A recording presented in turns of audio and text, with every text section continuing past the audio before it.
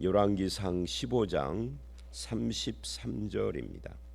33절부터 16장 14절까지입니다. 바하사는 어떤 면에서는 하나님의 종입니다.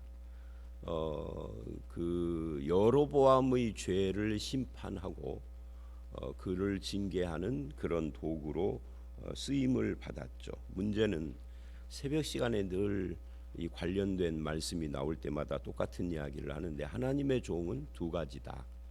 하나님의 종은 무조건 다 좋은 게 아니라 하나님의 종 중에도 악하게 쓰임 받는 종이 있다. 그래서 그 하나님의 종은 축복이 아닌 거죠. 이 선한 하나님의 종이냐 악한 하나님의 종이냐, 앞에 선한 악한 이걸 떼버리고 그냥 무조건 하나님의 종, 그러면 그건 착각하는 거예요. 하나님의 종이라고 그래서 다 복된 것은 아닙니다. 그래서 바하사는 하나님의 종인데 악한 종이죠. 어떻게 쓰임 받는 악한 종이냐면 악한 자를 징계하시는 악한 종이에요. 그래서 악한 자를 징계할 때는 선한 자를 통해서 하기보다는 악한 자를 들어서 하는 경우가 많아요. 그러니까 악한 자를 심판했다고 그래서 좋아할 일이 아닌 것이, 그 일에 내가 쓰임 받았으면 나도 조심해야 할 것이, 나도 악한 자일 가능성을 배제할 수 없어요. 선한 하나님의 종은 어떤 사람이냐? 뭐 여러 가지 특징이 있죠. 하나님과 하나님의 말씀을 순종하고 뭐 이런 특징이 있지만, 그 중에서도 두드러진 뚜렷한 하나님의 선한 종은요, 선으로 악을 이기는 종이에요. 악으로 악을 징계하는 종은 악한 종이에요. 선으로 악을 이기는 종이 선한 종입니다. 이것은 성경 전체 정신이고, 특히 신약으로 가면은 이것이 더 뚜렷하죠. 구약에서는 사건 속에서 등장하기 때문에 이걸 캐치하기가 쉽지가 않은데, 신약에는 문구로 나오니까 선으로 악을 이겨라, 악에게 지지 말라, 이 말은 바로 선한 하나님의 종이 되어야 한다 하는 거예요. 당장은 그 사람이 악을 치는 도구로 쓰임 받기 때문에 악한 종이라는 걸 사람들이 잘 몰라요. 그래서 인기도 있어요. 왜? 악한 자를 쳤기 때문에 인기가 있죠. 하는 일도 잘 돼요. 근데 목적이 이루어진 뒤에는 오늘 본문 33절과 34절처럼 이 33, 4절과 16장에서 바하사에 대한 평가 중에 가장 두드러진 평가, 중복되는 계속 나오는 평가가 뭐냐면 여로보암과 같이 여로보암의 길로 행했다 하는 거예요. 여로보암의 집을 심판하는 도구로 쓰임 받았는데 자기는 여로보암하고 똑같은 길을 가요. 이게 이제 두드러진 표현이라고 할 수가 있습니다. 내가 친 악한 자를 내가 닮아가는 것이 악한 자이다 하는 것을 말하고 있는 거죠. 그래서 우리는 스스로 내가 하나님의 선한 종인가 악한 종인가 체크해야. 나는 종도 아니에요. 하나님 뭐 그냥 믿기만, 하나님의 종 아닌 사람은 없어요. 영역이 다르고 규모가 다를 뿐이지. 여러분 가정에서는 다 가장 아니면은 뭐 가장에 준하는 어머니들이고 그렇잖아요. 다 하나님의 종이죠. 자녀들도 하나님의 나름대로 하나님의 종이. 하나님의 종이라는 것이 특별한 게 아닙니다. 하나님께 쓰임 받으면 다 종인데 선한 종이어야 합니다. 그런데 왜 그렇게 되느냐 하는 거예요. 왜 그렇게 되느냐? 이 16장 1절로 7절이 그것에 대한 설명이에요. 여호와의 말씀이 하나님의 아들 에후, 이 에후가 두 종류입니다. 북왕국의 그 오므리 왕조 아합 가정이죠를 치는 왕으로서의 에후가 있고요. 아합과 그 자손들을 이제 쳐서 그 집안을 멸망시키고 왕이 되는 에후 왕조의 시조죠. 여기서 말하는 이 에후는 연대도 다르고 이 에후는 선지자예요. 그러니까 이름이 같다고 그래서 착각하면 안 되죠. 그 하나님의 아들 에후에게 하나님의 말씀이 임해서 바하사를 꾸짖습니다. 그러니까 33, 4절과 같이 바하사를 평가한 다음에 그 바하사가 그 길을 간 이유를 하나님이 들어서 꾸짖는 겁니다. 근데 꾸짖는데 그 꾸짖음이 이런 거예요. 2절, 내가 너를 티끌에서 들어 내 백성 이스라엘 위에 주권자가 되게 하였거늘. 티끌에서 들어 주권자가, 어디서 많이 들은 것 같은 표현이죠. 단어만 살짝 바꿔졌을 뿐이지 어디서 들은 거냐면 이게 사무엘 상하를 가보면 다윗에 대해서도 똑같아요. 다윗을 양을 따르는 목동의 그 자리에서 들어 이스라엘의 주권자를 삼았어요. 이게 사무엘 상하뿐만이 아니라 사무엘 하의 그 다윗 언약이라고 부르는 거기에서 다윗이 성전 지으려다가 하나님께서 아니다라고 거부를 하시고 선지자 갓을 나단을 통하여서 나단을 통하여서 말씀을 하실 때 내가 너를 위하여 집을 짓겠다 할 때 무슨 말을 하냐면 바로 그 이야기를 해요. 내가 너를 그 목동의 자리에서 들어서 주권자로서 내가 너를 주권자 삼았지 않느냐, 네가 나를 위하여 뭐를 하는 게 아니다 하는 이야기를 할 때도 유사한 이야기를 했습니다. 그래서 다윗이 다윗인 이유는 자기가 목동밖에 할 수 없는 그런 별것 아닌 사람인데 하나님이 나를 들어 왕으로 삼아주셨다라고 하는 이거를 잊지 않은 거예요. 그거를 잊어버리지 않는 사람을 겸손한 자라고 하고 믿음의 사람이라고. 신약에 오면 구약의 다윗하고 비슷한 사람이 바울이죠. 바울은 처음부터 끝까지 늘 그 자기 하는 말 속에서 변치 않고 반복되는 것이 있죠. 나의 나 된 것은 하나님의 은혜다. 나는 폭행자요 핍박자요. 그런데 하나님께서 나를 이방의 사도로 세우셨다. 하나님이 세우셨다. 나를 그렇게 만드신 분이 하나님이다. 이걸 잊지 않는 거예요. 이걸 잊지 않는 걸 뭐라고 하죠? 단어로 은혜라고 하는 거예요. 그게 은혜는 마음에 감동받는 것이 아니고요. 내가 얼마나 비천한 자리에 있었는데 나를 지금의 자리로 옮겨주신 하나님, 죄인의 삶에서 구원받은 하나님의 자녀로 만들어주신 하나님, 구원뿐만 아니라 모든 것에 그거를 잊지 않는 것을 은혜라고 하는 거예요. 감동을 말하는 게 아니에요. 은혜는 우리나라 사람들은 이제 은혜를 감동 또는 뭐 좋은 이야기 듣고 감격하고 하여튼 마음에 감동이 오는 것을 은혜라고 하는데 그건 은혜 받았다라고 그걸 표현을 해도 뭐 잘못된 건 아니지만 정확하게 말하면은 그게 아니고 은혜란 나의 과거의 모습과 현재의 모습에 하나님이 개입하셔서 조건 없이 그런 축복을 주신 그거를 은혜라고 하는 겁니다. 지금 그것을 잊어버렸다 그 말이에요. 너를 티끌에서 들어서 주권자가 되게 하였거늘, 거늘 이 말은 그런데 그 말이잖아. 그런데 너는 그걸 잊어버렸다.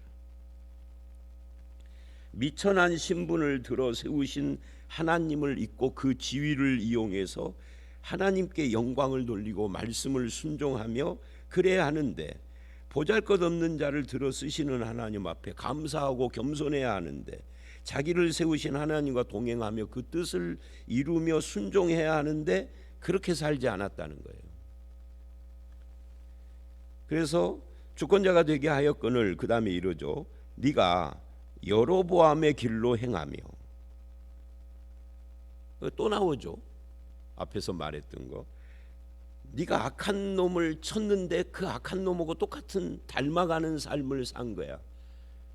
그 은혜를 잊어버리고 내 백성 이스라엘에게 범죄하게 하여 그들의 죄로 나를 노엽게 하였은즉. 그 여로보암의 길의 핵심이 뭐였죠? 우상숭배죠. 하나님이 나를 티끌에서 들어서 주권자 삼았는데 하나님께 영광 돌리고 감사하는 것이 아니라 우상을 숭배해. 그러니까 여로보암하고 똑같은 길을 간 거죠. 이것이 그가 잘못된 이유다라는 말을 하고 있는 겁니다. 그래서 유다, 이건 지금 북왕국이에요. 바하사는. 근데 남왕국 유다의 아사처럼 개혁을 한 것이 아니고 범죄를 했습니다. 그래서 성경에서 범죄의 핵심은 하나님을 잊어버리는 거예요. 하나님을 잊어버리면 그 자리에 우상이 들어오는 거죠. 나를 세우시고 쓰시는 하나님과의 바른 관계에 관심이 없었다. 겸손해야 하는데 사람들은 쉽게 자신이 티끌임을 잊어버리고 자기의 실력으로 성공한 것처럼 또는 운이 좋아서 그 자리에 온 것처럼 망발, 헛된 소리를 한다 하는 거예요. 그래서 예수 믿는 사람은요, 운 이야기, 이 운이라는 단어를 머리에서 지우셔야 해요. 이제 교인들하고도 대화를 하다 보면 운이 좋아서 이런 말을 해요. 근데 이제 이게 교인들이 둘로 나뉘어요. 운이 좋아서라고 해놓고 자기가 무슨 잘못 말을 했는지를 전혀 모르는 사람과, 그 말을 해놓고 내가 지금 목사님이 싫어하는 말을 하고 있다라는 걸 알고 얼른 그 운이라고 하면 안 되는데 이러는 사람과 둘로 나뉘더라고. 목사가 싫어하는 것이 아니라 하나님이 싫어하시죠. 목사 눈치를 볼 일이 아니에요. 하나님을 생각하셔야 돼요. 하나님이 너를 들어 쓰셨는데 그걸 운이라고 해? 얼마나 나빠요. 이런 거고 똑같죠. 아버지가 등록금 주었는데 500만 원이나 마치 길거리에서 주순 돈처럼 생각하면은 그 아버지, 뼈 빠지게 일해서 준 아버지 되게 기분 나쁠 거 아니에요. 똑같은 거예요. 예수 믿는 사람은 운이라고 하면 안 돼요. 우상 숭배하고 똑같은 말이에요. 그게 하나님을 무시하고. 그 왜 근데 그러느냐 하면 저는 이렇게 생각을 해요. 그렇게 말하는 사람이 교회를 20년, 30년, 50년을 다녔어도 이 사고가 안 바뀌었다. 세계관이 안 바뀌었다. 사람이 안 변했다는 거예요. 사람이 변하면 그것이 언어에 드러나거든요. 자, 여러분, 그래서 이것이 마치 자기 실력, 자기 성공인 것처럼 또는 운이 좋아서 된 것처럼 그걸 뭐라고 그래요? 은혜의 반대는 뭐죠? 비은혜? 은혜의 반대는요, 교만이에요. 그래서 은혜에 비슷한 말은 감사고요. 또 자신이 악을 심판하고 있다는 것 때문에 자기가 악하다라는 것을 몰라요. 이게 3, 4절, 내가 너 바하사와 내 집을 쓸어버려 내 집이 느바스의 아들 여로보암의 집같이 되게 하리니. 네가 지금 그런 하나님의 은혜를 잊어버리고 악한 길을 가니 여로보암의 집과 같이 하신다라는 이 말씀은 너는 여로보암, 네가 심판한 여로보암과 똑같은 놈이야 라고 하는, 말하자면 일종의 하나님의 욕이죠. 이게 4절, 바하사에게 속한 자가 성읍에서 죽은즉 개가 먹고 그에게 속한 자가 들에서 죽은즉 공중의 새가 먹으리라. 이 성경에서요, 구약 성경에 이 죽은즉 개가 먹고 새가 먹고 이게 가장 큰 저주예요. 그러니까 구약 성경에서 사람이 하나님께 심판받아 저주받았다 하는 것을 표현하는 것 중에 하나가 그 조상의 묘실에 묻히지 못했다. 그럼 묘실에 묻히지 못했으면 들판의 개와 공중의 새가 그 시체를 뜯어먹는 거죠. 그게 가장 저주, 하나님께 심판받은 표시이죠.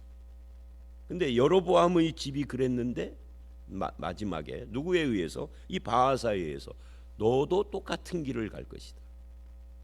그거 지금 이야기를 하는 거예요.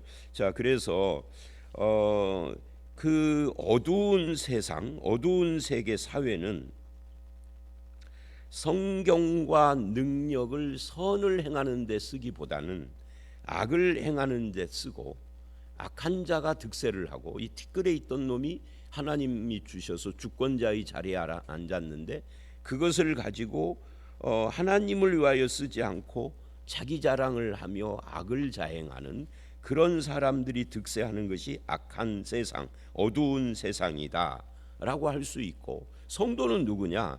그런 세상에서 빛과 소금이에요.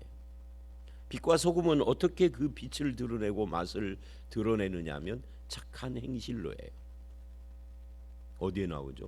마태복음 15장에 5장 15, 16절 빛과 소금 이야기 하는데 그 빛과 소금의 나의 삶을 사는 방법을 거기에서 직접 그렇게 말하잖아요. 착한 행실로 사람들이 하나님께 영광 돌리게 하는.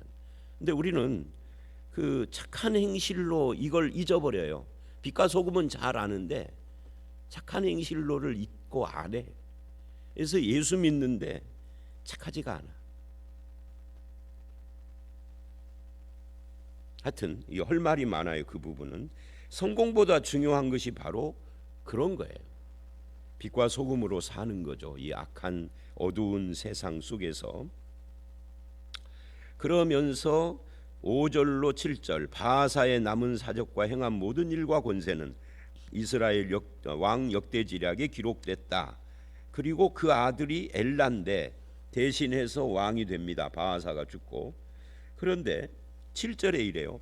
여호와의 말씀이 하나니의 아들 선지자 예후에게도 임하사 바하사와 그 집을 꾸짖으심은, 앞에 나온 이야기인데요. 이게 1절로 3절에서 말했잖아요. 근데 그거를 또 말을 해요. 중복된 거죠. 그러니까 이걸 강조하는 거예요. 그 예후를 통하여서 꾸짖으신 이유가 뭐냐?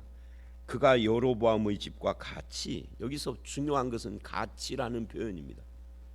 자기가 심판한 자하고 똑같은 길을 가는 거예요. 같이 여호와 보시기에 모든 악을 행하며 그의 손의 행위로 여호와를 노엽게 하였음이며 또 그 집을 쳤음이더라. 그래서 여러분 이제 바하사의 일생을 여기서 이렇게 끝냈는데, 여러분 그러니까 우리는 하나님의 선한 종이 되어야 합니다. 어두운 세상에 빛과 소금으로 사는 방법은 그래서 하나님의 뜻을 행하고 순종하며 착한 행실로 우리의 신앙이 드러나야 합니다. 착한 삶을 사면 구원받는 게 아니에요. 구원받은 사람은 착하게 사는 거죠. 이걸 분명히 합니다. 착하게 살면은 천국 가는 게 아니라 천국 백성이 된 사람이 착하게 살아야 하는 것입니다. 자, 그리고 이제 8절로 14절은 이 바하사의 아들 엘라 이야기예요. 이 엘라는 거기에 보니까 8절에 2년 동안 왕위에 있었어요. 딱 2년이죠. 굉장히 짧았죠. 근데 왜 2년 동안 있었느냐 하면은 그 부하인 시므리, 9절에 보니까 엘라가 디르사에 있어 왕궁 맡은 자 이 아르사의 집에서 마시고 취할 때 그 신하 곧 병거 절반을 통솔한 지휘관 시므리가, 이 시므리가 꽤 높은 지위에 있었던 장군이죠. 병거 절반을 통솔했으니까 왕을 모반하여 시므리가 들어가서 그를 쳐 죽이고 왕이 됐다.